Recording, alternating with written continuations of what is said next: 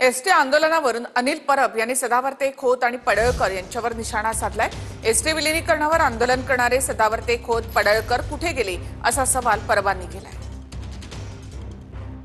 आज एसटीचं एका दिवसाचं नुकसान म्हणजे एसटीच्या कर्करोगाची गाठ वाढण्यासारखं आहे आणि 5 महिने एसटी बंद ठेवण्याचं काम आता या सभागृहात एक आहेत, खालच्या सभागृहात एक गेलेत आणि यांचे नेते सदावर्ते यांनी केलं। कुठे गेले सदावर्ते, कुठे गेले खोत, कुठे गेले पडळकर? आता एसटी कर्मचाऱ्यांच्या बाबतीत त्यांना कुठलं दुःख होत नाहीये। विरोधी सरकार असताना त्यांना असं वाटत होतं की नाही, एसटी कर्मचाऱ्यांना सरकारी सेवेमध्ये घेतलंच पाहिजे। आता त्यांची वाचा कुठे गेली? आता त्यांचा आवाज काय येत नाहीये? आता कुठे गेले ते सदावर्ते?